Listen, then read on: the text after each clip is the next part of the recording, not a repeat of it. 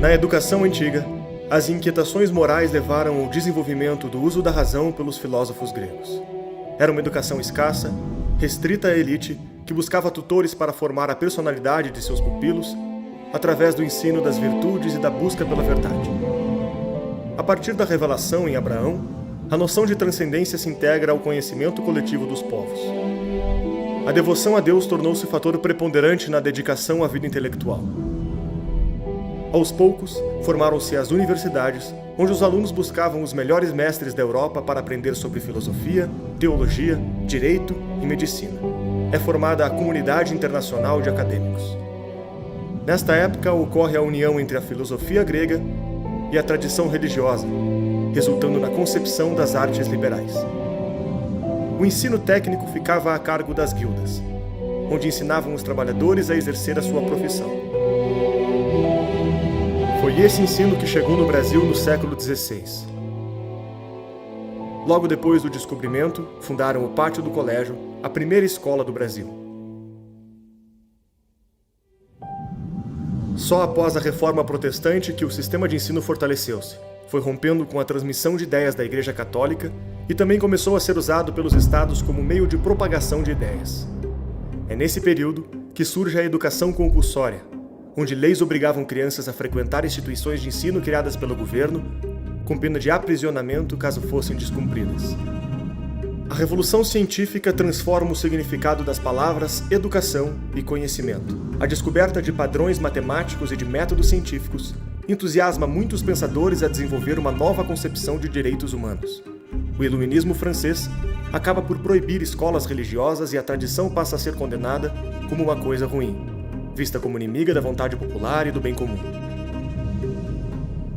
No Brasil, o Iluminismo teve sua expressão através do ditador português Marquês de Pombal, que expulsou os jesuítas, fechando as escolas e mosteiros espalhadas pelo Brasil no fim do século XVIII. Orientado por José Bonifácio Leopoldina Habsburgo sobre os perigos do Iluminismo francês, Dom Pedro declara a independência do Brasil. A Revolução Industrial chama os trabalhadores para as fábricas modernas, fazendo surgir duas novas grandes demandas: a mão de obra qualificada e um lugar para deixar as crianças durante o expediente. A educação obrigatória torna-se massificada para atender um número cada vez maior de pessoas e transformá-las em trabalhadores. Educação transformava-se em ensino. A busca pela verdade saía de cena e dava espaço para beneficiar a produção econômica.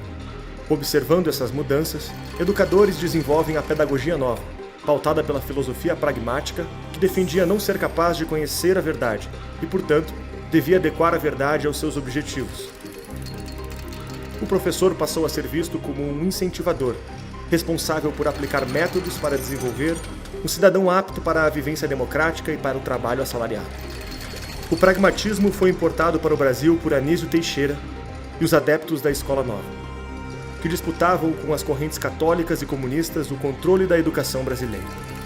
A partir dos conceitos propagados pela filosofia de Hegel, cada vez mais surgem novas teorias sobre o papel do Estado e das relações sociais.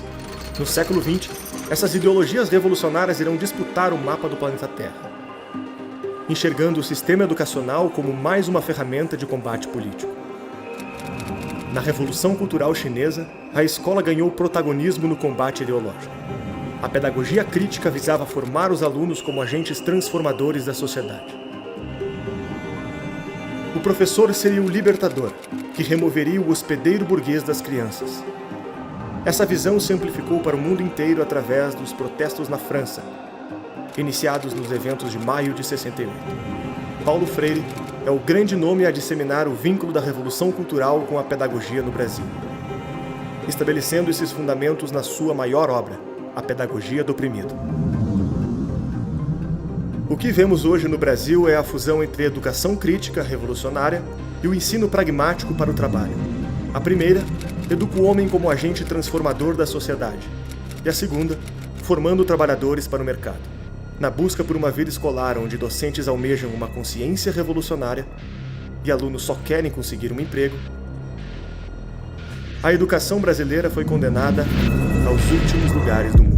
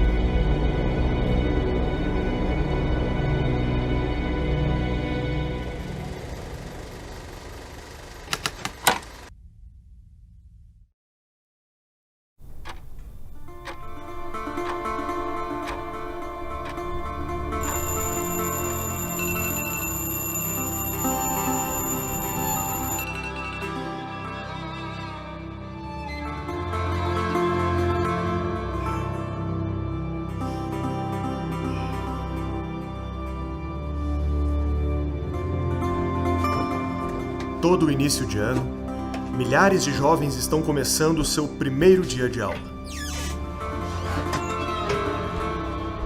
Só em 2018, foram registradas quase 50 milhões de matrículas em mais de 180 mil escolas brasileiras.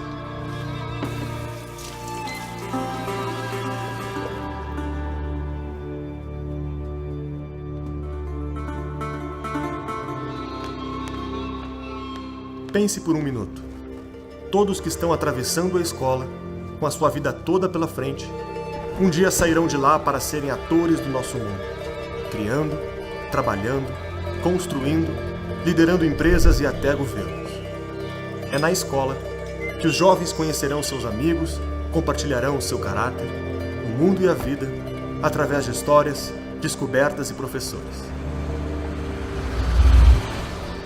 Entregamos para a escola grande parte da vida dos nossos filhos, para que quando não estivermos mais aqui, eles estejam preparados para nos substituir e nos superar. O problema é que no país que tem uma das piores educações do mundo, o que podia ser motivo de alegria e esperança, virou desconfiança e tristeza.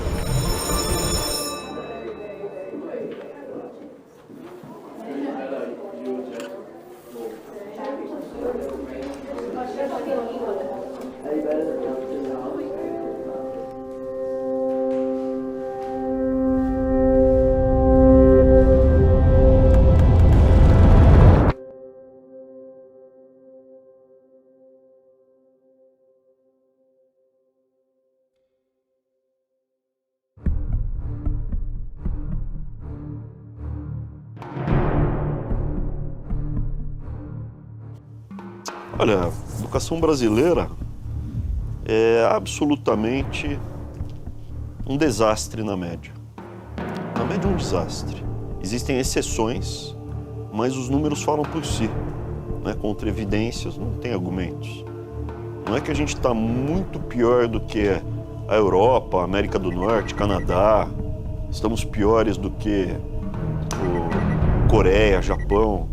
A gente está empatado com o Peru na última posição da América do Sul. É isso que o Brasil é. E nem aluno de escola de elite. Você pega classe social por classe social, o PISA deixa isso claríssimo. Classe social por classe social, o aluno brasileiro sempre perde de lavada, né? Que raio de sistema educacional que a gente montou. Não é possível entender os nossos índices negativos e o resultado das nossas pedagogias sem o complexo sistema composto por instituições, leis e cargos que controlam a educação brasileira. É na Constituição Federal do Brasil que tudo começa. No capítulo 2, está estabelecido o direito à educação, citado mais de 59 vezes durante a Constituição. Com altas taxas de analfabetismo e uma população jovem, o governo brasileiro decidiu criar um complemento aos direitos impostos pela Constituição. A Lei de Diretrizes e Bases da Educação, conhecida por LDB. Foi só em 1996, com Paulo Freire ainda em vida, que seus discípulos e companheiros políticos aprovaram a versão da LDB que hoje vigora no país, regulando desde as creches até a pós-graduação. Tanto no setor público quanto privado. Toda a educação brasileira é regulamentada direta ou indiretamente pelo Ministério da Educação. Fundado em 1930 por Getúlio Vargas, o MEC passou a ter um orçamento anual de mais de 100 bilhões de reais, coordenando objetivos educacionais e sendo o principal ponto de referência da educação nacional. O MEC é um colosso.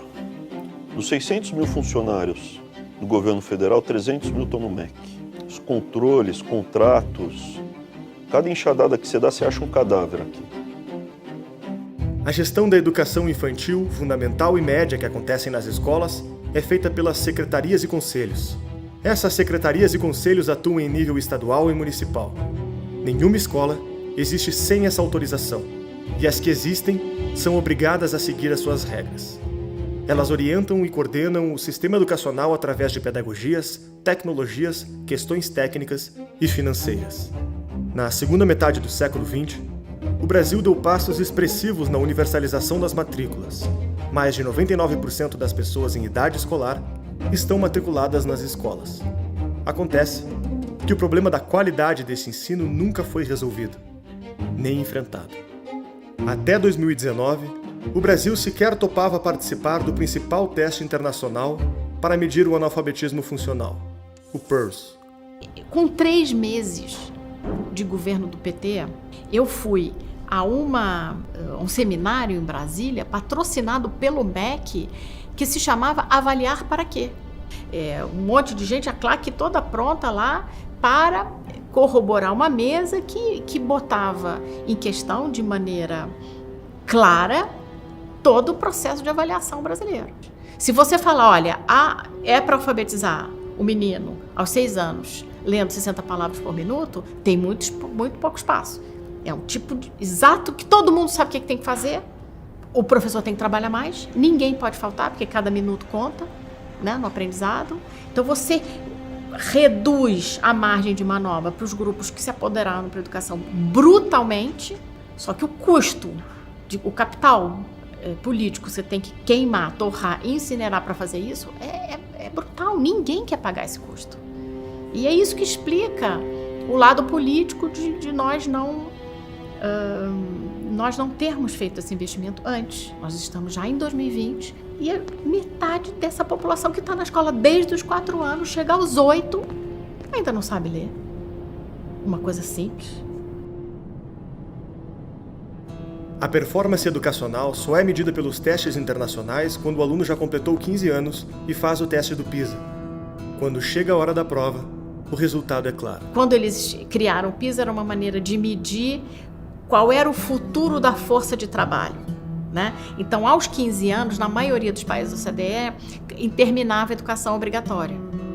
Então, você, olha, vamos medir aqui, porque daí eu sei, ele pode fazer ensino médio ou não, né? Mas eu sei qual é o nível de preparo da mão de obra dos países da OCDE. Os alunos brasileiros, desde 2000, fazem o PISA e eles não evoluíram. A nota é daquelas de eletrocardiograma de morto, entendeu? A variação não é estatisticamente significativa. Quando discutimos o problema na sociedade, o argumento mais frequente é o da falta de investimento. Não sem motivo. O aluno do ensino fundamental recebe o equivalente a $3.800 por ano, 44% da média dos países da OCDE. O mesmo acontece no ensino médio. Gastamos 41% da média dos países desenvolvidos. Mas o problema não deveria ser a falta de recurso. O percentual do PIB brasileiro que sai dos cofres públicos para financiar a educação chega a ser de quase 6%, totalizando mais de 100 bilhões de reais. Esse número não está abaixo do padrão da OCDE, pelo contrário, é 30% maior que a média. A pergunta que fica é: por que gastamos tanto na educação brasileira e tão pouco chega no ensino de base? Da arrecadação aos alunos, o orçamento sofre fortes pedágios da administração pública. Os péssimos índices da educação brasileira não parecem ter assustado o Brasil nos últimos anos. A prioridade do orçamento brasileiro é outra frente da educação, as universidades. A educação superior ela recebeu muito mais investimento per capita já desde a ditadura. Havia uma percepção de que investir, educar a classe média para ter lideranças, para ter funcionários públicos de qualidade, que era importante. Tá? O Brasil nunca teve essa preocupação de educar a base. O ensino superior no Brasil, regulado pela LDB, é oferecido tanto pela iniciativa privada quanto pelo Estado. São 299 instituições públicas e 2.238 privadas. Ambas passam por uma grave crise. Infelizmente, somos um anão científico aos olhos do resto do mundo. O governo do PT priorizou o investimento no ensino superior. O orçamento foi triplicado, saindo de 17 para 51 bilhões. O número de mestrados e doutorados aumentou em mais de 300%, mas os resultados desse dinheiro e dessas pesquisas não vieram. Importante lembrar que tudo isso é decorrente de uma decisão que nós tomamos. Ou seja, eu não esqueço nunca de dizer para os meus ministros: quando se tratar de educação, eu não quero que vocês utilizem a palavra gasto. Educação é investimento. É por isso que nós triplicamos o orçamento de 33 bilhões para 104 bilhões. Junto com o Lula, triplicamos os investimentos em educação. Por isso, tem de gastar dinheiro com educação. Não há milagre. Então, o que aparece nas propagandas da esquerda, que domina a grande mídia, assessorias de imprensa das universidades? É isso, que as nossas universidades estão entre as que mais produzem artigos no mundo. Isso é verdade. Só que eles vendem quantidade como se fosse qualidade. A USP está a 8ª melhor universidade do mundo. Isso é uma mentira. A USP ela não é a 8ª melhor, é a 8ª maior. Eu não tenho nada contra a USP, eu estudei na USP, fiz parte do meu doutorado na USP. Agora a gente tem que falar a verdade. Se a gente quer curar uma doença, o doente ele tem que ser informado da sua doença. É o que acontece na universidade brasileira. Ela está doente, muito doente. De fato, em quantidade, USP está em 8º lugar. Mas se a gente pega a posição no ranking de 2018, a Universidade de São Paulo está em 780, tá? Então, se você pegar a lista das 1000 maiores universidades do mundo e for passando lá no mouse, é uma experiência que causa dor. Você não encontra em nenhuma universidade brasileira. Você chega na 710, você encontra a Universidade Federal de Santa Catarina no ranking de 2018. Em algumas áreas a gente está caindo ano a ano em relação ao primeiro lugar do mundo, né? Quer dizer, o Brasil investe muito e, apesar disso, o impacto cai. Se for uma lista de 70 países, por exemplo, a gente está em 58 em impacto, né? E muita gente me critica e fala, mas você está comparando com a Singapura. Singapura é uma potência, todo mundo sabe. A Suíça, ou a Dinamarca, né? E a América Latina? Em que lugar a gente está na América Latina? Em que posição você acha que vai estar o Brasil? De 12 países. Antepenúltimo lugar. A gente só está na frente de Cuba e da Venezuela. Venezuela por razões óbvias, né, do desastre do país, né? E Cuba tem sido sempre o último lugar da América Latina. Então, não é porque a gente está comparando o Brasil com outros países desenvolvidos que nós estamos abaixo. Todo ano eu via assim, o anuário científico da Enciclopédia Britânica e via os prêmios internacionais. Nunca tinha um brasileiro. Tinha a cara da Zâmbia, da Serra Leoa, da puta que eu pariu, você tá entendendo? Do Polo Norte, tá entendendo? Da Antártida, né? Da Pinguim da Antártida, premiado, prêmio de física. Não tinha um brasileiro, porra. É produção que não serve pra nada. Pra mostrar a mãe, olha eu. Cada trabalho universitário devia ser, ó, mãe, olha eu. É isso. Agora, se a gente olhar para dentro da área de humanas, as sub-áreas das humanas, então a gente pode ver o ranking, por exemplo, sociologia. 43 de 46 países, é lá embaixo, né? Dentre os países que publicaram pelo menos 100 trabalhos em sociologia, o Brasil tem 43 de 46. Em linguística, o Brasil está em 20º de 22 países. Em história, 37º de 42. Antropologia, 42 de 45. E aí o grande fracasso mesmo, que é educação, né? A área de pedagogia, que é 53 de 54, ou seja, penúltimo lugar do mundo. A crítica que fizeram, que é o seguinte, é porque nossa língua é o português. O português é uma língua que ninguém lê, então tá bom. Então vou comparar o Brasil com Portugal. E aí eu verifiquei que em quase todas as áreas, tá aqui, ó. Isso aqui é o rank score. Olha, Portugal tirou 7, rank score, vai de 0 a 10, nota 7. Brasil, 0,2. Linguagem. Portugal tirou 4, Brasil meio. Antropologia, 7, Portugal, Brasil 0,8. Direito, 7,6, 7,5, Brasil 0,2. Educação tirou Brasil 0, o último lugar do mundo. Isso dado de 2017. Quer dizer, nós somos o mesmo povo, Brasil e Portugal. A dificuldade de você traduzir um trabalho acadêmico brasileiro para o inglês é enorme. O que será que essa pessoa quis dizer aqui? É a maneira do educador brasileiro escrever, que tem um pouco, aí voltamos ao Paulo Freire, emular aquela pseudo-poesia, né?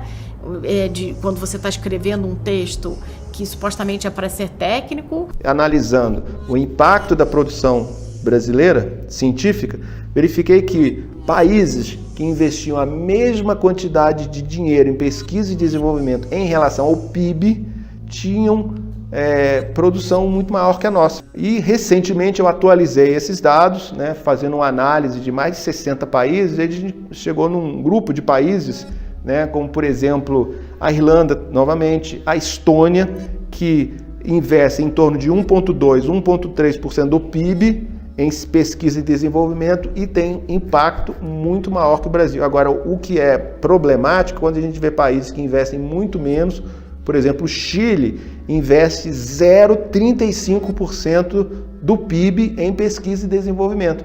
E o impacto da pesquisa chilena é substancialmente maior que o nosso. As nossas universidades federais estão entre as mais caras do mundo, em dólares. Então, evidentemente, não é questão de recurso. Se a gente pegar o PIB do Brasil, né, e extrair quanto que é 1,3% do PIB investido em ciência, tecnologia e desenvolvimento, dá em torno de 100 bilhões de reais. Quando procuramos nas plataformas de pesquisa, fica fácil encontrar exemplos de trabalhos ideologicamente enviesados, pouco lidos e pouco citados. Muitos apresentam pautas que os brasileiros jamais imaginariam que foram financiadas pelo dinheiro público. Na Universidade Federal da Bahia, uma estudante apresentou uma tese questionando se sapatos têm sexo, referindo-se às metáforas de gênero de lésbicas de baixa renda. Na mesma universidade, outro estudante teve seu mestrado financiado para produzir uma pesquisa autoetnográfica analisando a prática de sexo oral entre homens dentro do banheiro de uma estação de trem. O valor da bolsa foi de R$20 mil do dinheiro público. Na Universidade Federal de Juiz de Fora, um dos temas aprovados pelo mestrado foi Por onde andam os gogoboys de Juiz de Fora? A produção científica brasileira internacionalmente não existe.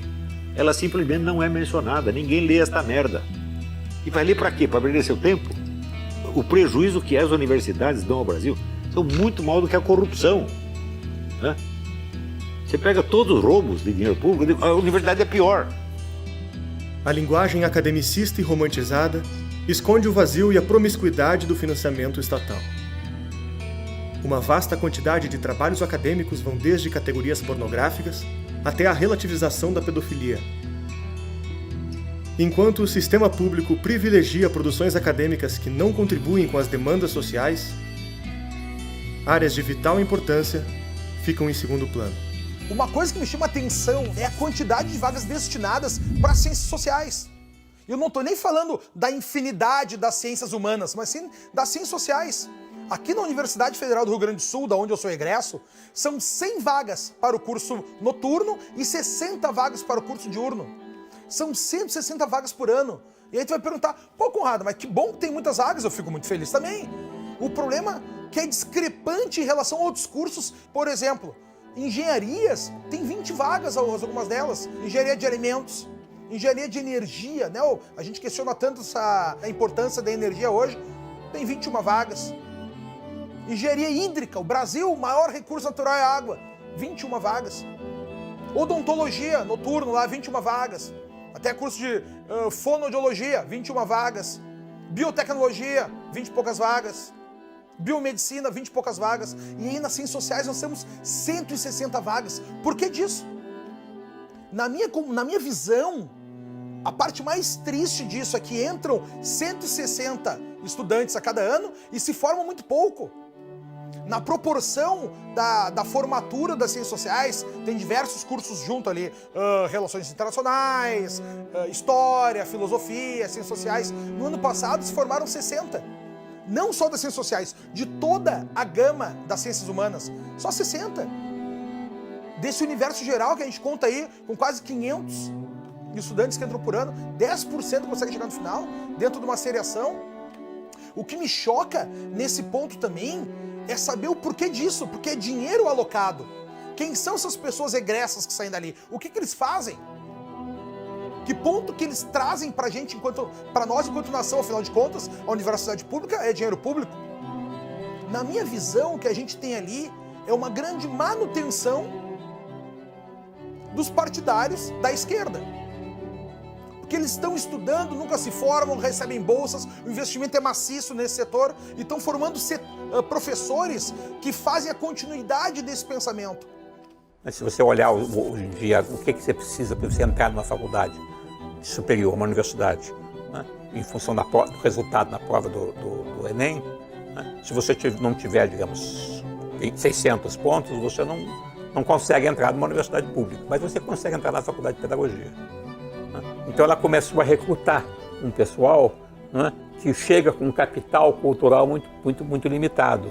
O maior problema é que nós tivemos professores mal formados e estes professores eles não estão capacitados para nos levar a um novo salto intelectual, um novo salto de qualidade na formação de alunos. Normalmente esses cursos, eles têm um argumento, que é aquela nota final que tem que entrar, né, muito baixo. Por exemplo, as ciências sociais, a densidade do curso noturno é 1,60. Eu me pergunto, para aí, a cada 3 candidatos, 2 vão entrar? Não são nem 2 pessoas concorrendo por uma vaga.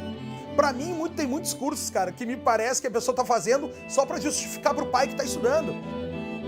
O custo de cada universitário brasileiro é de quase $15 mil por ano. Isso significa que, mesmo estando nos últimos lugares de todos os rankings que medem a qualidade da graduação e da pesquisa científica, continuamos investindo no 16º universitário mais caro do mundo. Gastamos mais do que países com resultados expressivamente melhores, como Itália, Portugal, Espanha, Israel e muitos outros. A própria CDE recomenda que o Brasil gaste menos com o ensino universitário. Em 2018, a instituição divulgou uma pesquisa intitulada Economic Survey Brasil.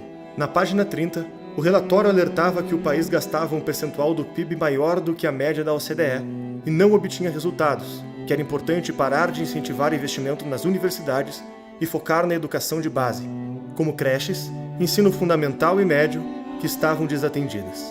O relatório também alertou que a educação universitária estatal tende a beneficiar estudantes de classe média que estudam em escolas privadas e têm a melhor performance no vestibular. A pergunta que fica é, por que sonegamos todas essas informações? O que foi que aconteceu? Você tem essas duas vertentes de política educacional. A de acesso, que é para gastar, e a de qualidade, que é para trabalhar. Né? Mas percebeu-se que dar mais diploma tinha ali um benefício político importante. Né? Alta população jovem no país, muitos eleitores, muita gente, as famílias dessas pessoas, primeira geração. Então, o apelo político de você mandar as pessoas para a universidade é brutal. A gente viu no que deu. Então, quando você fala mais matrícula, você tem gasto com infraestrutura, inauguração de escola, aumento de matrícula, etc. Gasto com contratação. Então, os professores gostam dos sindicatos mais ainda. Né? Gasto com material, editoras, etc. Então, você gasta mais e todo mundo fica feliz. Então, abrir escola é algo altamente populista, né?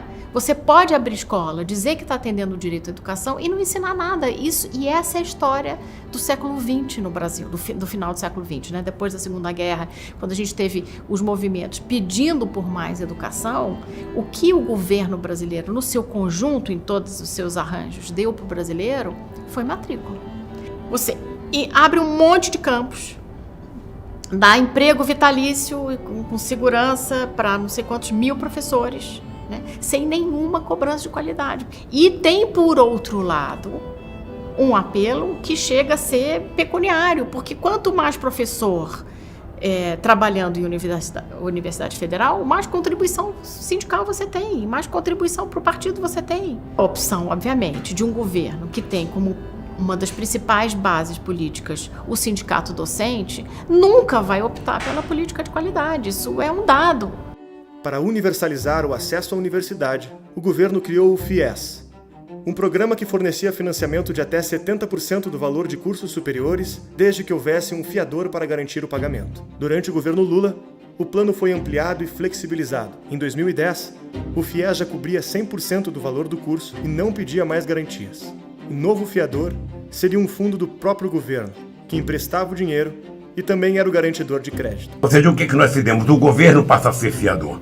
O Banco do Brasil empresta os recursos e o governo passa a ser o fiador, e por isso que o FIES passou um programa de sucesso internacional que eu acho que não tem nenhum país do mundo com o sistema de financiamento e com o sistema de garantia que o Brasil oferece hoje aos estudantes.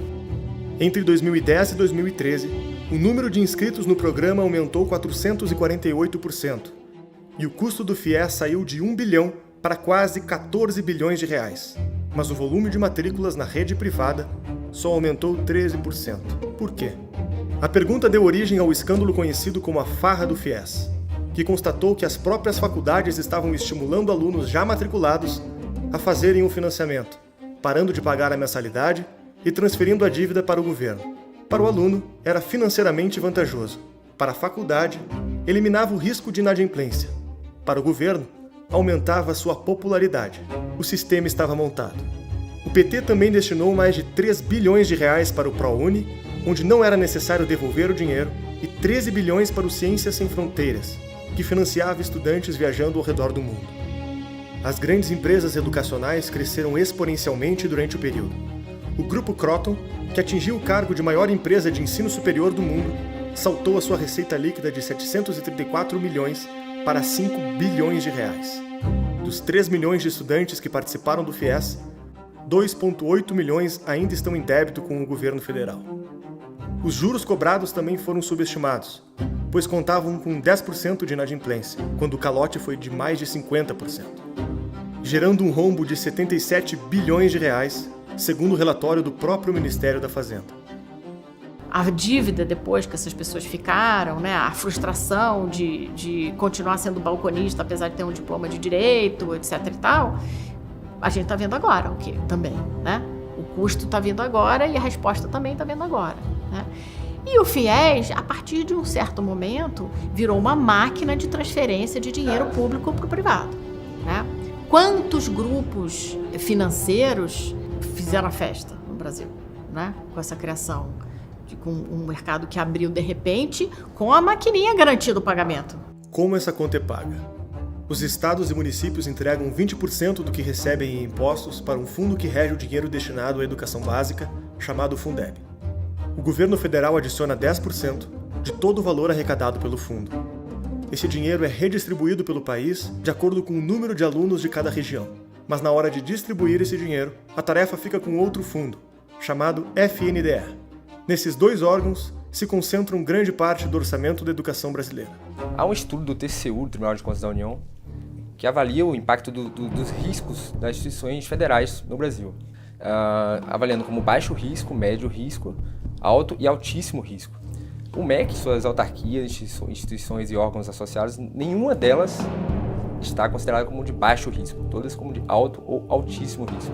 Especialmente a FNDE, que é uma espécie de banco do MEC que distribui os recursos da União para estados e municípios. E a partir do momento que esse recurso sai da União, ele se pulveriza, e esse é um dos núcleos da corrupção no Brasil, é quando ele sai do FNDE e vai para as dezenas, centenas, milhares de municípios brasileiros, né? Os indícios que a gente descobriu, se realmente aquelas investigações fossem levadas ao fim, elas teriam potencial para fazer cair a República. É um caso que iniciou na Assembleia Legislativa de Pernambuco, uma CPI que foi iniciada lá. Há relatórios vastíssimos sobre essa questão. Eles constataram que cerca de 1/3 dos diplomas expedidos por universidades particulares no Brasil contém irregularidades, chegando a ponto de até ter falsidade documental mesmo. Há alguns relatos de pessoas que estudaram durante 6 meses, 1 ano e saíram formadas como pedagogos. Olha a gravidade disso. Estão formando outras pessoas que também não terão a mesma aptidão para formar outras pessoas. Então a gente está tratando aí de uma geração inteira de pessoas ineptas para exercer a profissão para a qual eles se propõem, né? Então é um número muito grande, são mais de 500 mil diplomas expedidos nessa condição. Há um outro caso também muito emblemático e também de conhecimento público e notório, que é relativo ao Pronatec. O Sistema S recebia algumas vagas para fornecer esses cursos técnicos, e essas vagas não eram necessariamente providas, ou seja, havia um acerto no final de cada ano. O Sistema S falou: MEC, eu preciso de 100 vagas. O MEC fornecia 100 vagas e cada vaga dessa tem um valor. Só que no meio do acerto, digamos assim, o Sistema S fala: precisamos de mais 20, 30 vagas.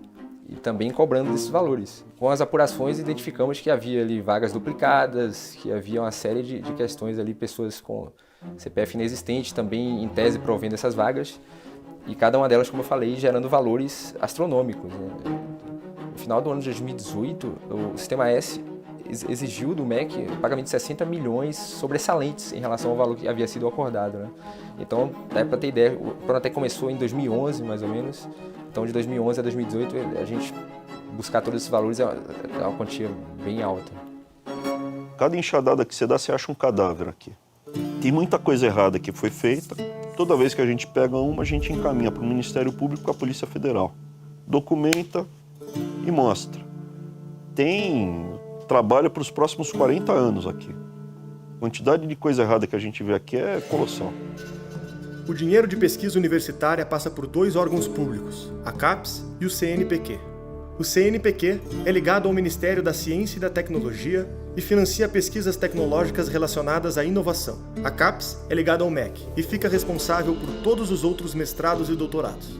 Ela autoriza o fornecimento de cursos de pós-graduação por parte das instituições, avalia a nota desses cursos, estabelece o valor destinado a mestrados e doutorados e descredencia aqueles que não atendem os seus critérios. O órgão distribui as bolsas de pesquisa às instituições de ensino superior de acordo com as notas atribuídas pela própria CAPES. As universidades repassam as bolsas aos alunos por meio do processo seletivo. O aluno tem que ser aprovado no programa e algum professor precisa aceitar ser o seu orientador. O percentual de mestres e doutores que compõem o corpo docente do ensino superior brasileiro ultrapassa os 80%. Então a pós-graduação brasileira, que ninguém está preocupado, que acha isso é coisa de gente rica, pós-graduação, gente que tá com tempo sobrando, mas não é não. A pós-graduação brasileira ela está relacionada a pelo menos 50% da economia brasileira passou direta ou indiretamente pela pós-graduação. Porque o agrônomo passou pela pós-graduação, não ele, mas o professor dele fez pós-graduação, né? O engenheiro teve um professor que fez pós-graduação, todo mundo que teve algum contato com a universidade está ligado direto ou indiretamente à pós-graduação. E quem controla a pós-graduação? A CAPES. Que se eu sair na rua perguntando para as pessoas que é CAPES, que é CAPES, de 100 pessoas, eu duvido que 5 saibam que é CAPES. Esses professores chamam os bolsistas que têm uma visão ideológica iguais às deles. Então, quando eles passam por um processo constante, acadêmico, de passar novas etapas, uma pós-graduação, mestrado e doutorado, só vai retroalimentando essa mesma cadeia de informação.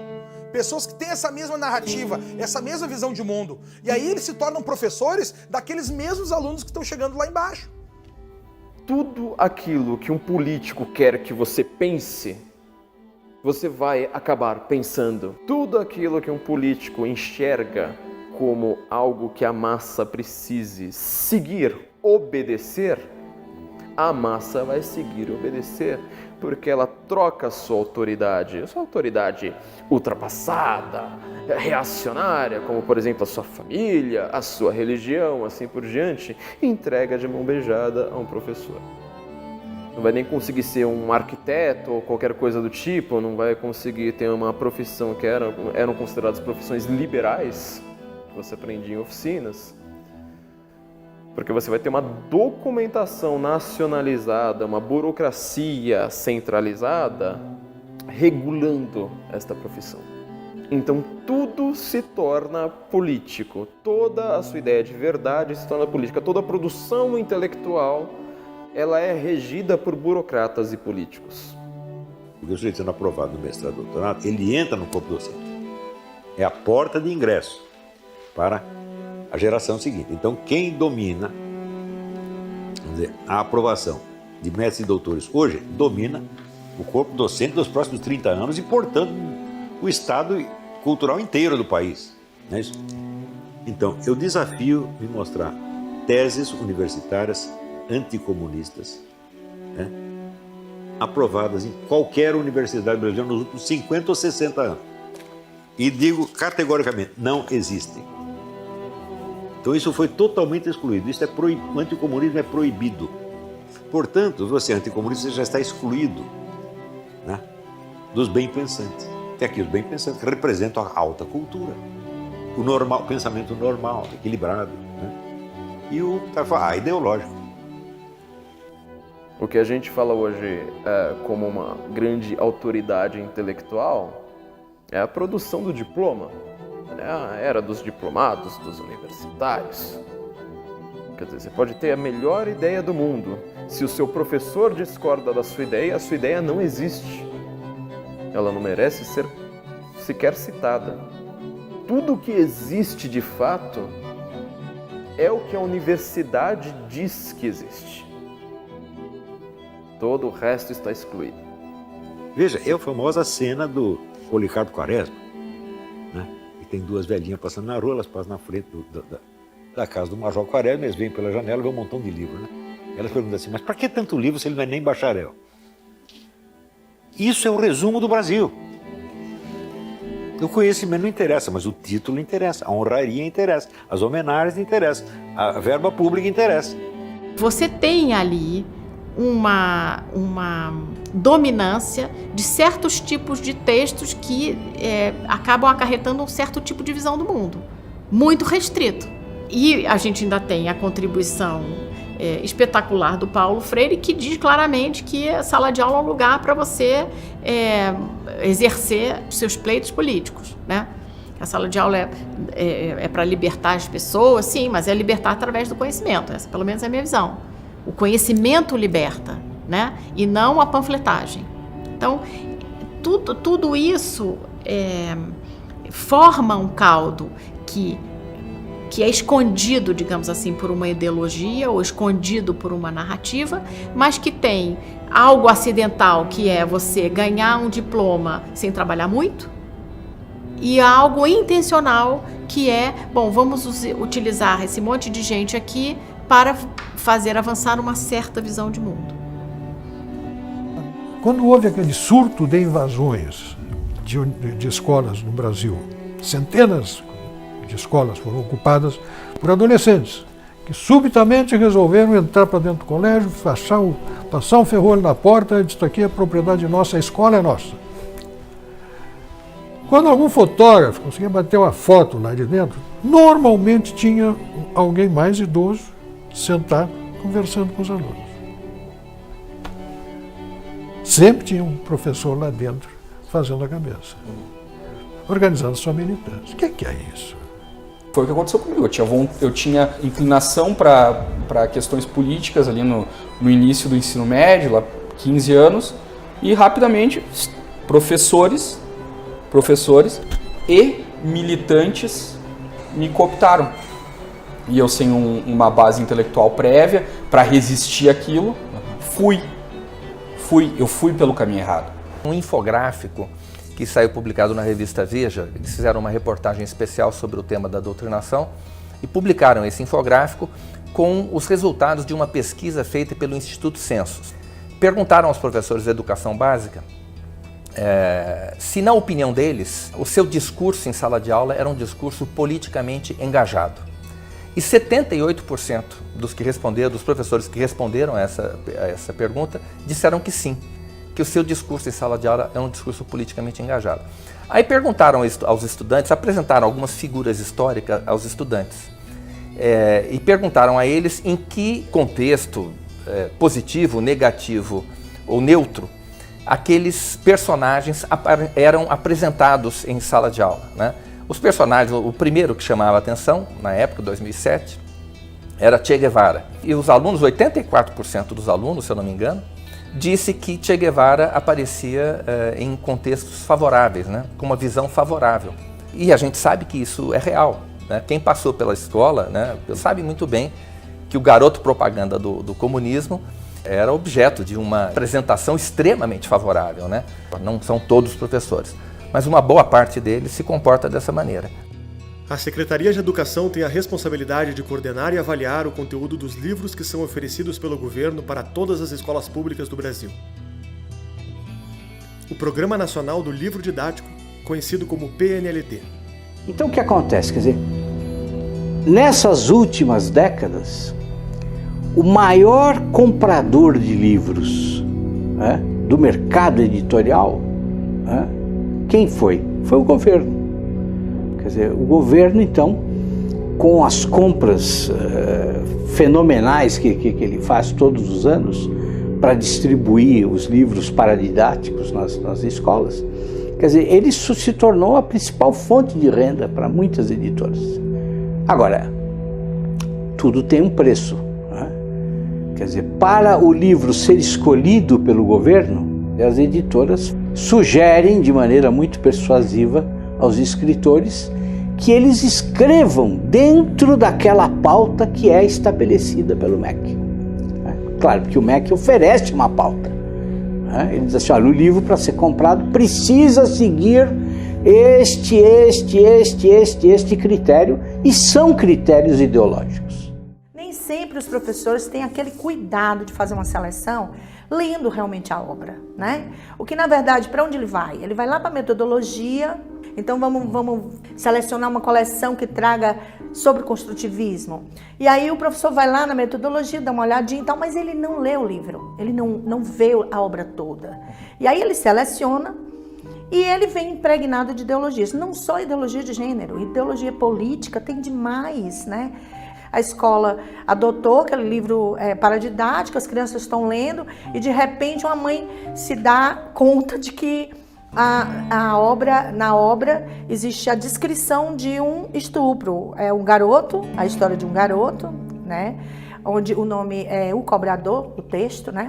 É um garoto de baixa renda, né? E que ele se sente agredido pela classe média e alta. Então ele sai para cobrar a dívida social, né, contra a vida dele. Então ele sai e ele entra num condomínio. E no condomínio ele consegue entrar, subir até um determinado andar e a moça diarista abre a porta, né? Ele entra, não faz nada com a diarista, porque se trata de alguém que é da classe dele, e ele diz que vai cobrar isso da dona da casa.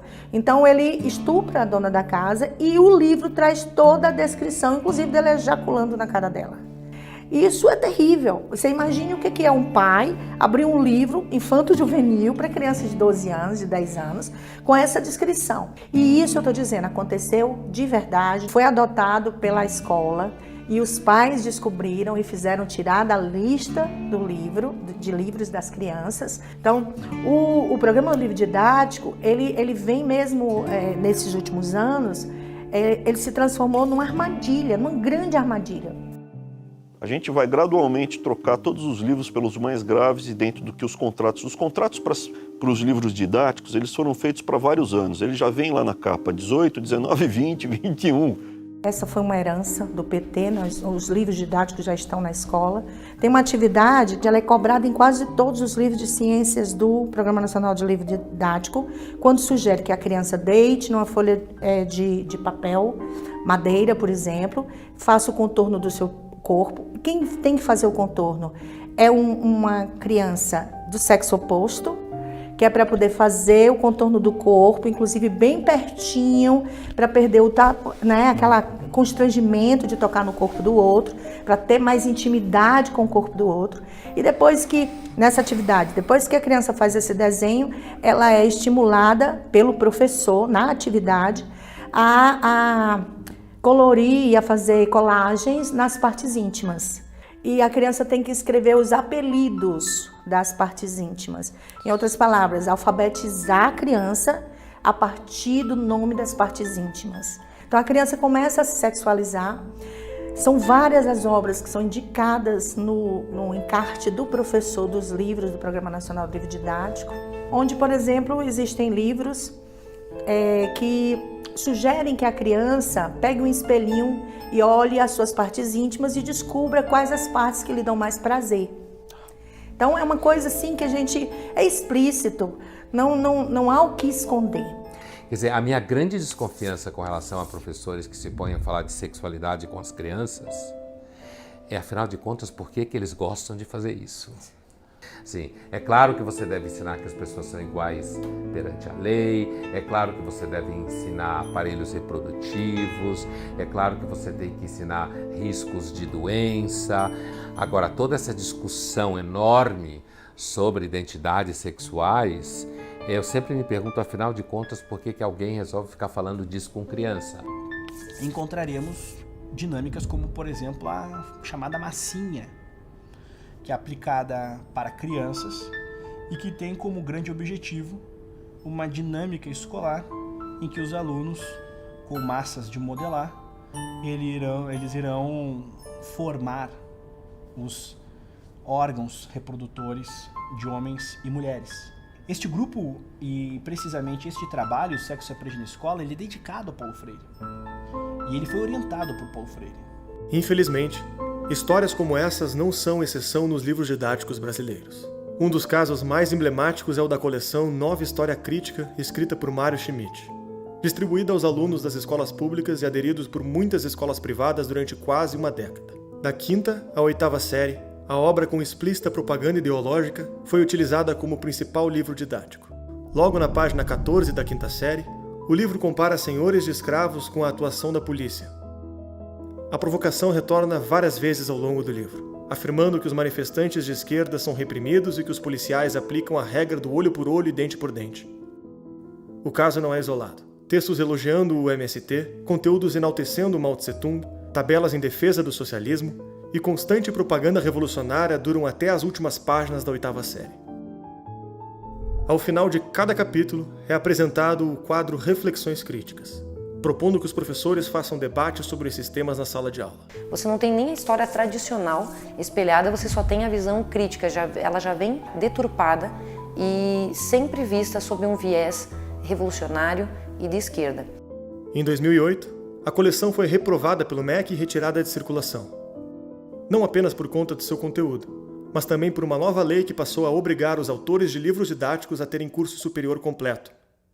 E Mário não conseguiu provar que era formado em História. Schmidt nunca deu entrevistas e poucas são as informações encontradas sobre ele na internet. Não há nem mesmo fotos ou redes sociais. Até 2016, uma das poucas informações possíveis de encontrar ao pesquisar seu nome era uma filiação ao PT disponível no site FiliaWeb. Tendo somente o governo brasileiro como comprador, o autor vendeu cerca de 10 milhões de cópias no Brasil. Eu tenho 35 anos de sala de aula. Passei da educação infantil até a pós-graduação, em todos os níveis. E a gente perceber a infância sendo ameaçada da forma como ela tem sido nas últimas décadas, principalmente durante esses governos do Partido dos Trabalhadores, né, deixa com que qualquer professor, né, que realmente deseje que a educação tenha qualidade, fique estarrecido. Mães que chegaram para mim com os olhos marejados dizendo: eu perdi minha filha. Aí, como assim, né? Eu perdi minha filha para o partido, para esses movimentos que estão acontecendo aí. Movimentos ligados a partidos políticos que estão transformados em grêmios estudantis e coisas assim.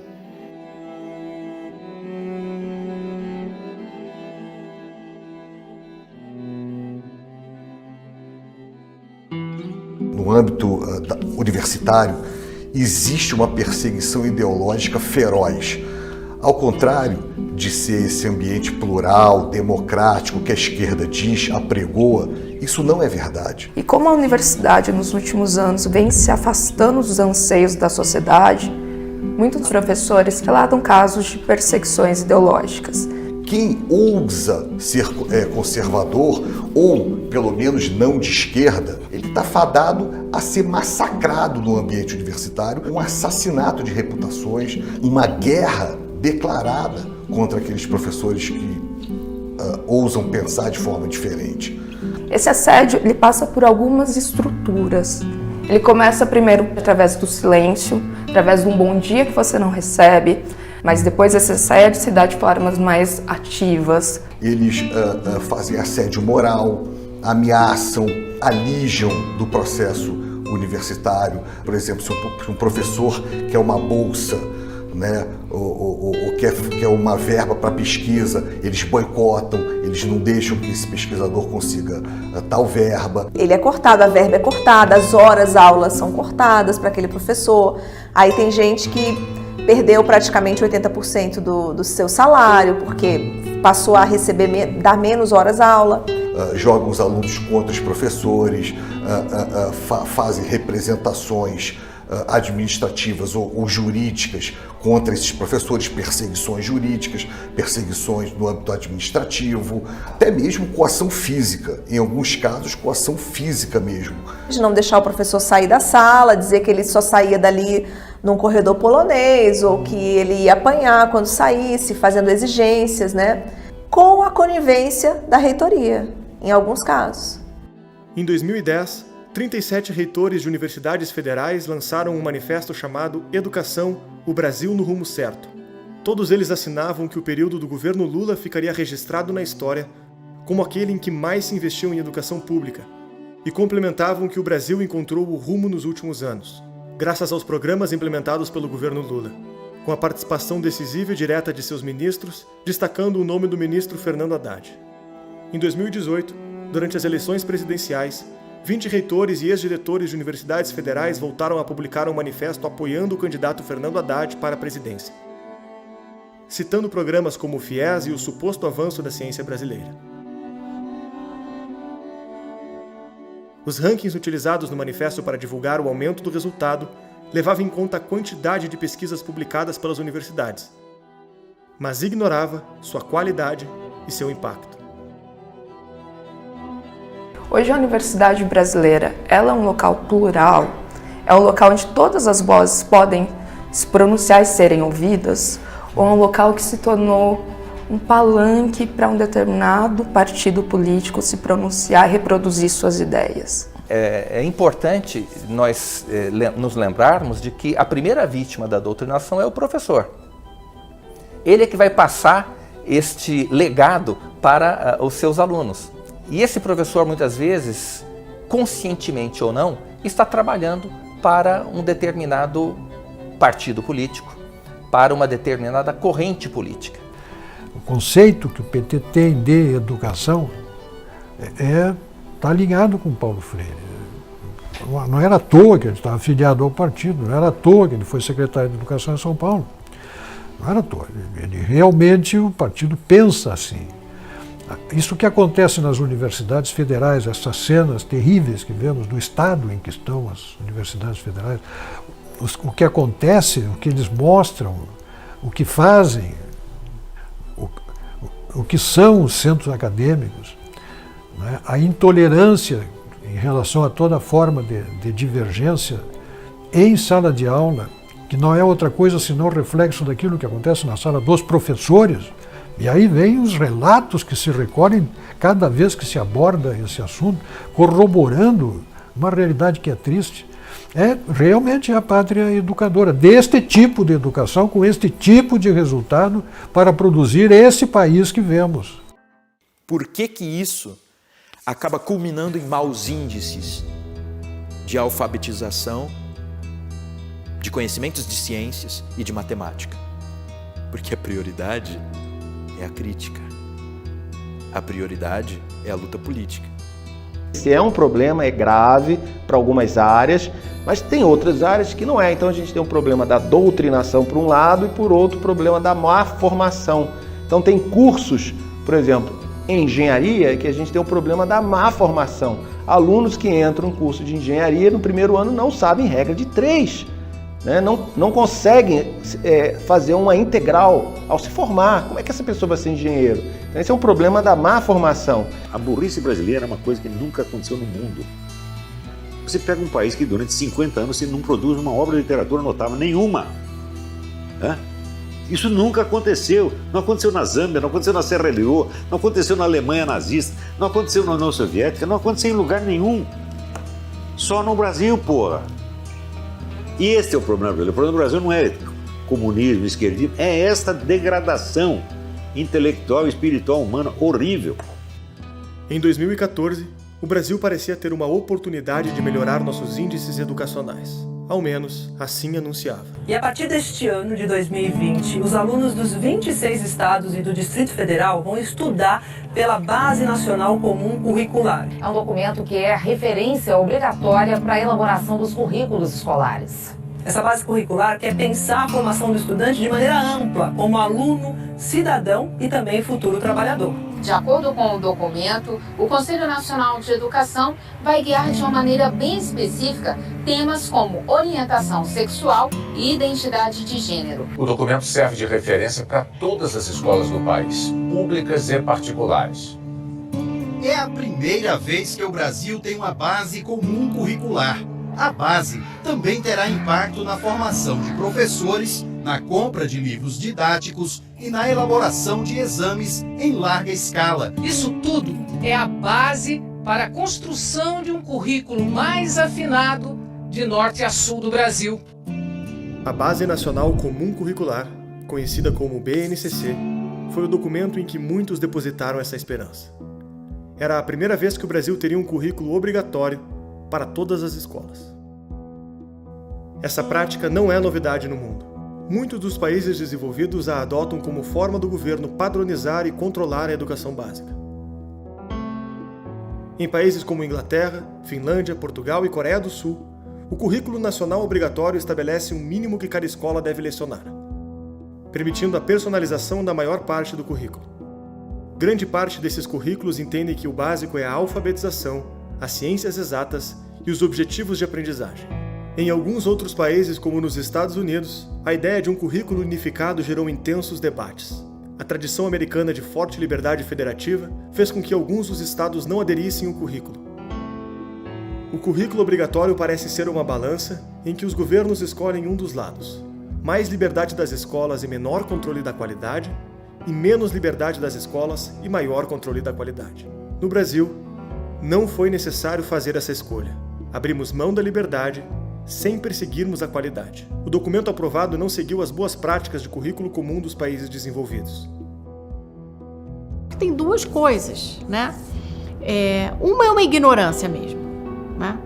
Fazer o currículo é uma das coisas, um currículo bem feito, é das coisas mais difíceis que tem, porque você tem que conhecer muito bem a disciplina e organizar a estrutura, como você descreve o desenrolar daquela disciplina para um professor, para ajudar ele no planejamento, de uma maneira muito detalhada. Quando você olha um documento de um país desenvolvido, e esse exemplo eu volto ao exemplo de ler com fluência de 60 palavras por minuto no primeiro ano, você olha em volta e fala, olha, acabou. Então, fulano, que está há 40 edições vendendo o livro, que nunca vai chegar nesse padrão, vai deixar de vender, né?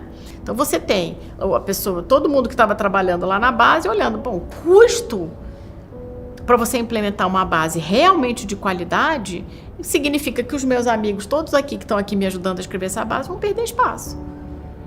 Aí não vale a pena. Então, junta a fome com a vontade de comer. Dá um trabalho desgraçado para você fazer a base, né? E vai ter um grupinho extremamente poderoso que vai sair prejudicado. Qual é a chance disso acontecer? Nenhuma. Foi o que aconteceu. Ao contrário de currículos que estabelecem metas e conteúdos básicos para o essencial, a BNCC usou 600 páginas para descrever todas as disciplinas, em todos os anos. O documento descreve várias vezes o tipo de aluno que gostaria de formar, transformando o documento em um gabarito de visão de mundo e reduzindo significativamente a margem de liberdade da escola. Você veja, o grande educador americano John Taylor Gatto, ele descobriu o óbvio. Ele diz, você só ensina para o sujeito o que ele quer aprender. Se ele não quer aprender, ele não vai aprender. Então, você tem que pegar as pessoas e dar a elas a oportunidade da educação, não a obrigatoriedade da educação. Então, o que eles chamam de democratização da educação é uma imposição tirânica. Quer dizer, você está amarrando a mão do cara e dizendo que é um direito dele. É aquela ideia do governo centralizador, onde você vai planejar todos os passos do cidadão. Por que é que não se atém a coisas que são mínimas, mas essenciais?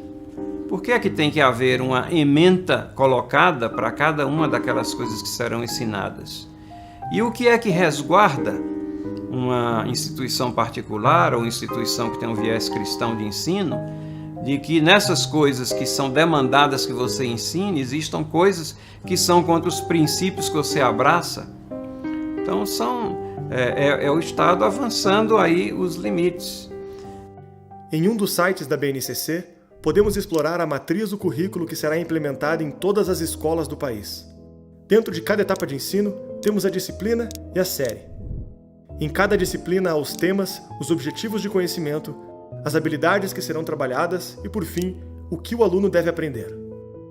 No primeiro ano do ensino médio, na disciplina de Ética e Cultura, encontramos a ideologia de gênero e sua agenda. Dentro da área na prática, a escola deve fazer os alunos terem contato com indivíduos que escapam à lógica cisgênero. Ainda nessa disciplina, o aluno entrará em contato com novas formas de parentalidade contemporânea. Outra questão trabalhada na disciplina de Ética e Cultura do primeiro ano do ensino médio é o conhecimento e funcionamento do tráfico de drogas. Na disciplina de Geografia, temos a xenofobia, o racismo e o fascismo agrupados no mesmo objeto de conhecimento. Assim como nos livros pedagógicos de Mário Schmidt, a atuação da polícia militar e o genocídio negro aparecem lado a lado. Em Sociologia, encontramos descritos como principais movimentos sociais do Brasil a organização Movimento Sem Terra e a Movimento dos Trabalhadores Sem Teto. Dentro do mesmo assunto, observamos algo inusitado. 2 tópicos falando sobre o papel dos movimentos sociais no processo de impeachment de Fernando Collor e Dilma Rousseff. O que está diferente entre os dois? A palavra impeachment, para o caso de Dilma, está entre aspas. O que os autores do currículo querem dizer com isso? Encontramos no documento conteúdos como os padrões de beleza em corpos gordos, padrões de gênero e heteronormatividade nas sociedades burguesas. Afinal, qual o objetivo desse currículo comum que será obrigatório para todas as escolas? Então, isso é a centralização, né, de uma visão de federação nossa que é totalmente desfigurada. Resultado, nós temos Base Nacional Curricular Comum, Lei de Diretrizes e Bases da Educação, Exame Nacional do Ensino Médio, o Enem. Tudo no Brasil é único, é unificado, é centralizado, é federal, são leis próprias para aquele setor, mas com efeito e impacto nacional. Eu não sei se em Cuba tem um negócio assim. O Estado educando meu filho, não quero mais isso. Não quero doutrinas de Estado ou orientações de Estado, não quero... quero ele livre, quero ele um pensador livre. E o Estado falha tremendamente nessa entrega. Não é do interesse do Estado um pensador livre. O meu maior medo como pai não é que a minha filha aprenda que Che Guevara foi bom. Se ela aprender isso, ela vai chegar em casa, vai conversar comigo, eu vou dizer para ela que é mentira, eu vou mostrar para ela que é mentira. Eu não estou preocupado com isso. Agora eu estou preocupado que ela não tenha uma consciência individual, que ela não tenha um eu desenvolvido ao ponto de ouvir aquilo e duvidar, e vir falar comigo, e ir atrás, ou ir atrás por si só, ir atrás por ela mesma. O papel da escola é ensinar a ler, a escrever. Você ensina a escrever, ensina a fazer conta, ensina química, ensina física. Quando você vê uma criança de 2, 3, 4 anos fazendo algazarra na rua, se atirando no chão, você fala que criança mal educada. Quem educa é a família. Nos conteúdos que temos em comum com o currículo de países desenvolvidos, também não seguimos as boas práticas. Usamos metas pouco claras, não temos objetivos quantificáveis e os prazos são mal definidos para as metas educacionais. Tudo isso afastou o currículo brasileiro de casos bem-sucedidos como Finlândia, Coreia do Sul, Inglaterra e Portugal. Países que usam com sucesso o currículo comum para progredir nos índices internacionais, descrevendo suas metas e seguindo o modelo que abandonamos. E aí você lê os documentos de Portugal e encontra lá os indicadores de fluência para cada ano. Tá? As crianças têm de ler uma quantidade específica de palavras, palavras isoladas por minuto, pseudopalavras e textos. A má formação criou um problema cíclico. Os novos pedagogos não estão aptos para educarem os novos alunos. E os novos alunos não estão sendo habilitados para serem bons pedagogos.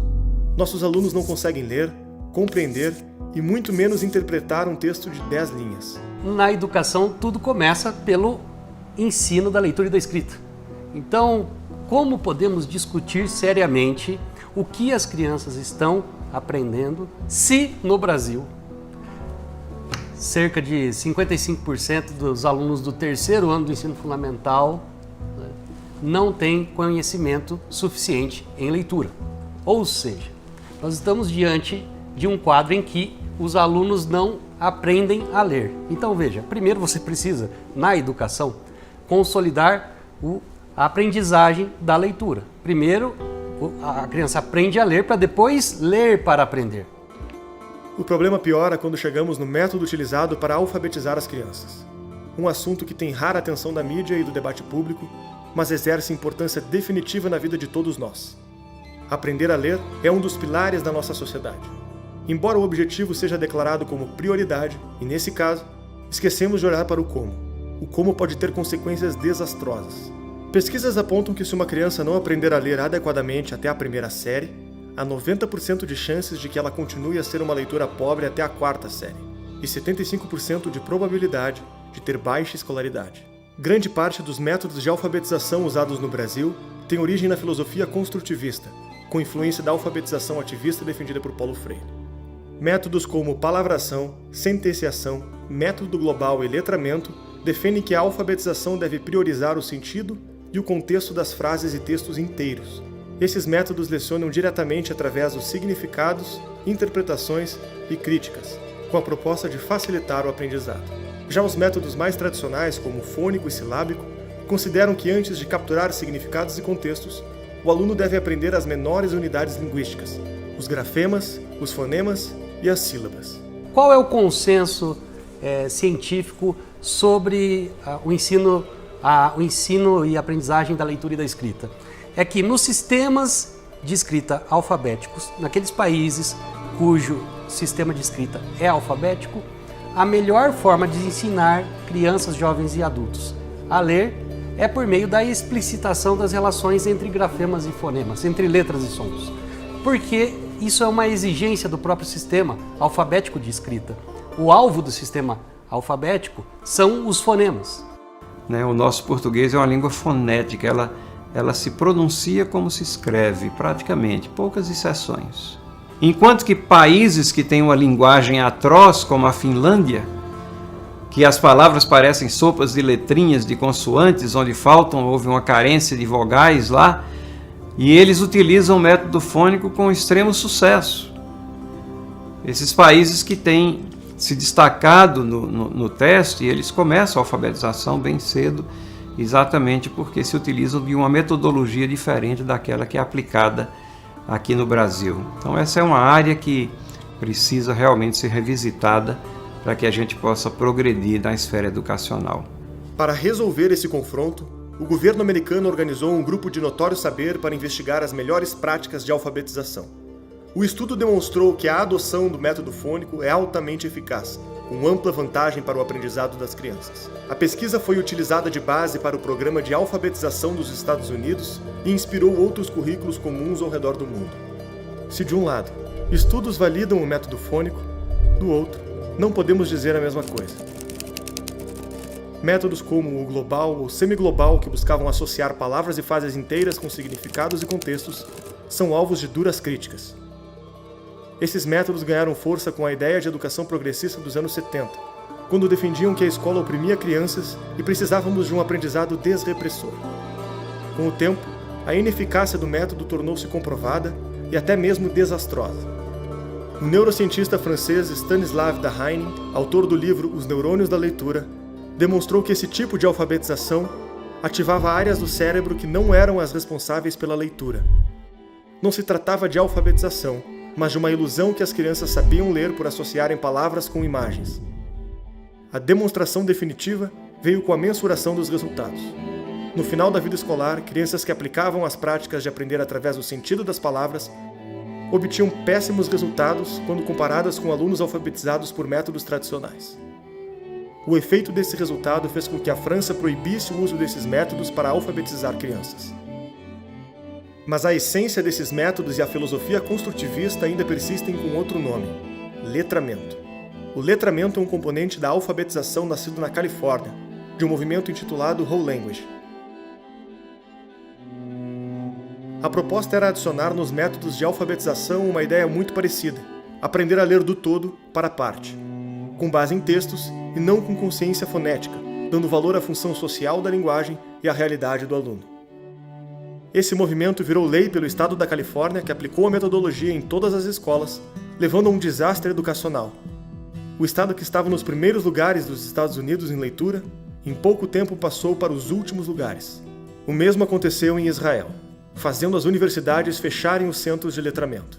Se na Califórnia e em Israel o fracasso foi prontamente identificado e corrigido, no Brasil, Décadas de estragos educacionais causados pelo construtivismo parecem não ter sido bastante para afastá-lo do nosso sistema educacional. Quando o Brasil começou a desenhar a Base Nacional Comum Curricular, dispensou não só grande parte dos estudos vigentes e seus cases, também dispensou o quórum de notório saber.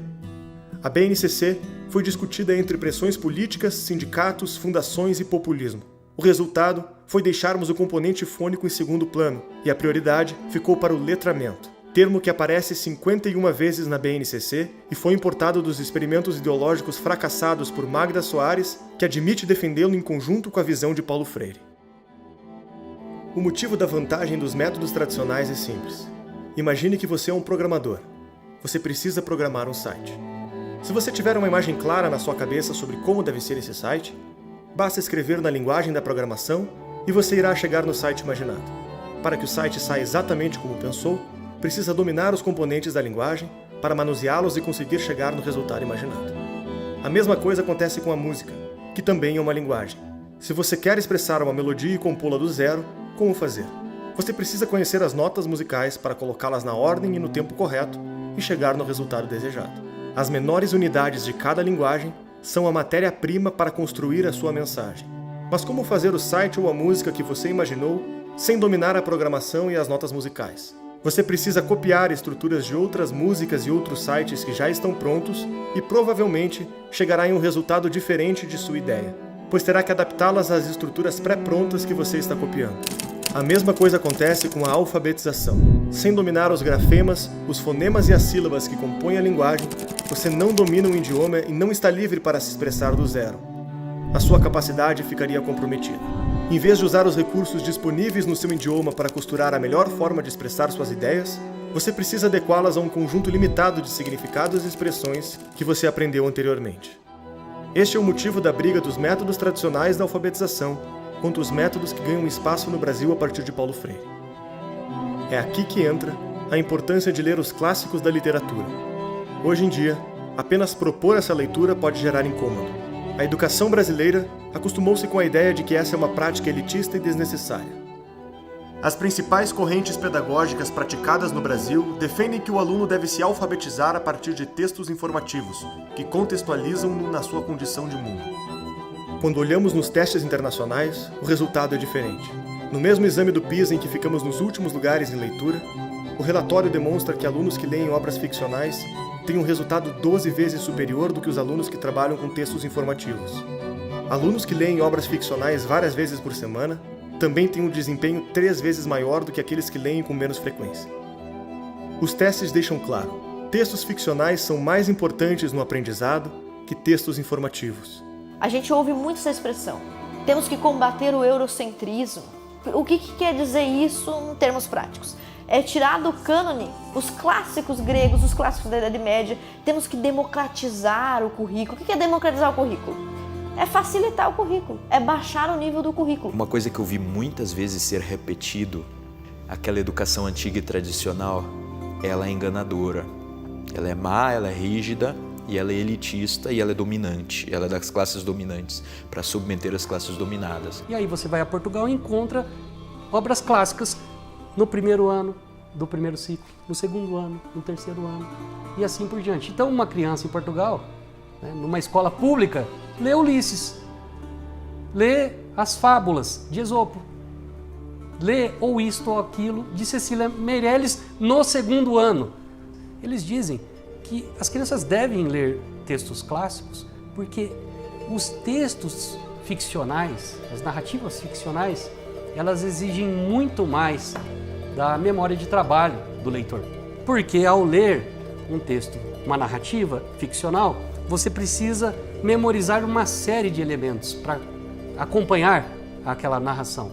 Então, as características da personagem mudam de uma página para outra, de um capítulo para o outro, o cenário, enfim. Há mudanças contínuas, uma série de elementos que precisam ser armazenados para que você acompanhe a história.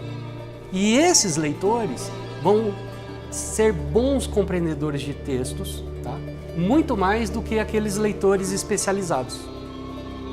Você não pode educar uma pessoa com base em textos científicos. Não é possível isso, porque texto científico, por definição, tem correspondência bionívoca entre signo, significado e referente. Você tem um vocabulário estabilizado, né? Os significados uniformes e permanentes. Ora, a linguagem corrente não é assim. Você tem a sutileza, você tem a mudança de significado conforme o contexto. E é nesse tipo de leitura que você tem que treinar. Se você aprendeu a ler lendo um livro científico, você vai ser analfabeto funcional para sempre.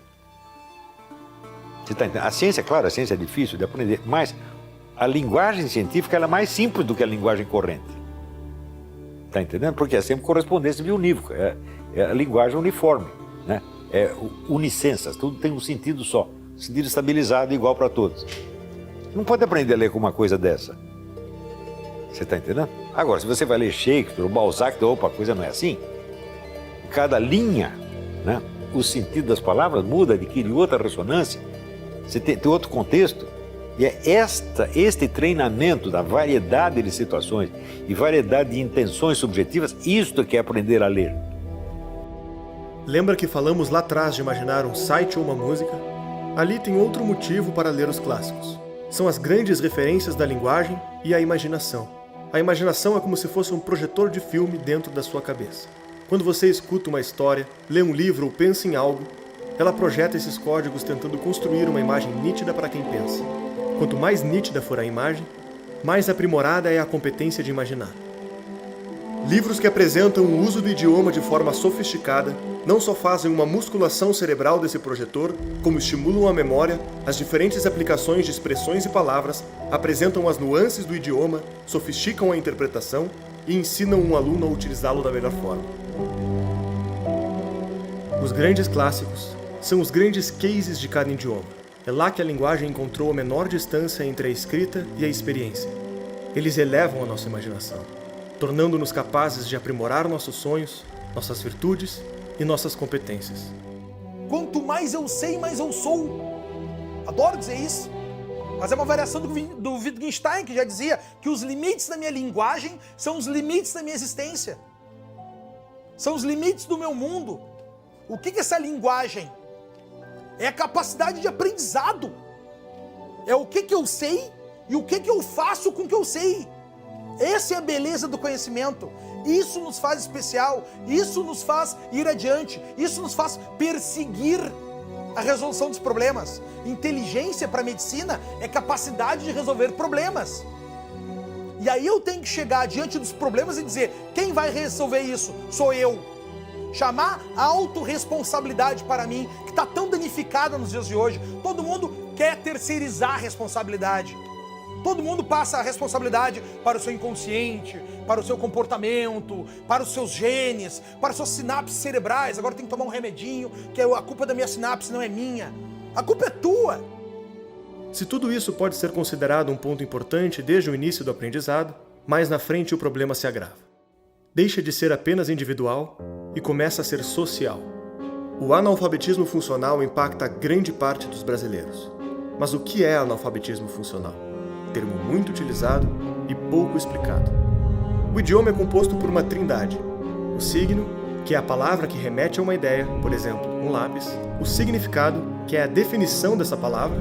E o referente, que é a coisa existente, o que ela se refere no mundo, o lápis concreto. O analfabeto funcional tem profunda deficiência em correlacionar esses componentes. Ele tem 3 principais dificuldades. Primeira, ele pode conhecer a palavra e até mesmo a sua definição, mas se vir o fenômeno real na sua frente, sente dificuldade de correlacioná-los. Por exemplo, uma pessoa que conheça a palavra inveja, mas quando alvo de inveja ou invejando alguém, não é capaz de correlacionar as coisas, ou talvez aplique mal as palavras, chamando de inveja fenômenos diferentes, que não correspondem com o seu significado, como medo, raiva e admiração. Esse sintoma impede a boa compreensão de textos e até mesmo a interpretação do que outras pessoas dizem, fazendo tomar conclusões erradas sobre a mensagem que está recebendo. Segundo, o analfabeto funcional também pode ser incapaz de fazer o contrário, converter os referentes, as experiências reais do mundo, em signos e significantes, não conseguindo se expressar através da fala e da escrita. Esse sintoma é responsável por intensa turbulência na vida pessoal e profissional, confinando as experiências, ideias e percepções da vítima dentro dela mesma. Na incapacidade de se comunicar adequadamente, o analfabeto funcional fica preso dentro de si. E o problema mais grave, Em função dessas duas deficiências, o indivíduo não consegue navegar pela linguagem, nem utilizá-la para compor a sua forma de se expressar. Resta copiar o uso de signos e significantes que ele assiste os outros utilizarem, mesmo que desconheça o referente. Ao longo do tempo, o analfabeto funcional desenvolve uma histeria. Na incapacidade de ir do mundo real aos símbolos, e dos símbolos ao mundo real, ele passa a descartar a necessidade do referente, da própria realidade. A partir desse momento, ele está apto a acreditar no que diz e no que escuta, mesmo que não diga respeito a nada concreto. A substituição da realidade por signos vazios faz com que eles sejam preenchidos como crenças, fundindo-se a sua própria personalidade. E quando algo confronta qualquer coisa que ele diz ou pensa, sente que a sua estrutura de crenças está sendo atacada. O sujeito não entendeu o que ele está lendo. Quer dizer, ele, claro que sabe ler, em princípio, mas não tem a compreensão de texto equivalente ao nível da profissão que ele exerce. Você está entendendo? Quer dizer, chega, por exemplo, sei lá, a general, e ele tem a capacidade de leitura de um recruta. Uma sociedade de analfabetos funcionais constitui um grande risco. As pessoas copiam a opinião das outras sem tentar verificá-las na realidade.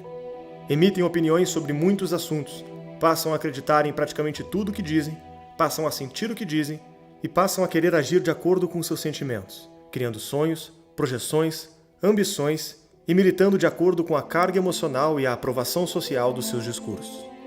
Uma vez que as pessoas estão cada vez menos aptas a dizer alguma coisa sobre a realidade, elas estão mais indefesas para aderir ao primeiro movimento político que exige delas alguma ação que faça sentido, alguma ação que tenha um conteúdo emotivo, que dê algum sentido para a vida. Podemos pegar palavras presentes no debate público para dar exemplos. Instituições, democracia, fascismo. Muitas pessoas as usam sem saber o que são. Aqui essas palavras de fato se referem. Como se organizam no mundo concreto, qual o histórico e os agentes que as envolvem, e o que as diferenciam de fenômenos semelhantes, ou até mesmo completamente diferentes. Muitas dessas pessoas nem sequer têm familiaridade com essas ideias, mas as articulam por mera imitação.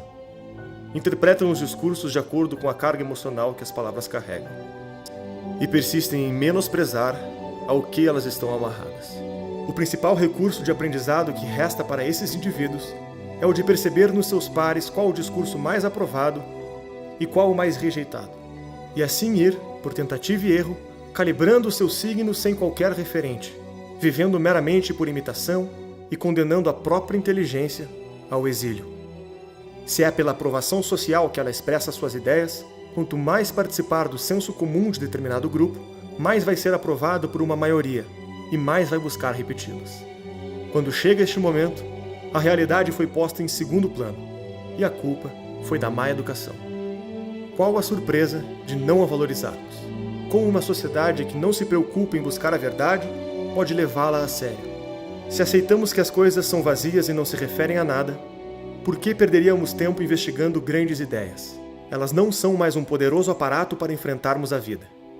Em uma sociedade de analfabetos funcionais, foram reduzidas a um discurso vazio em que jamais poderíamos acreditar.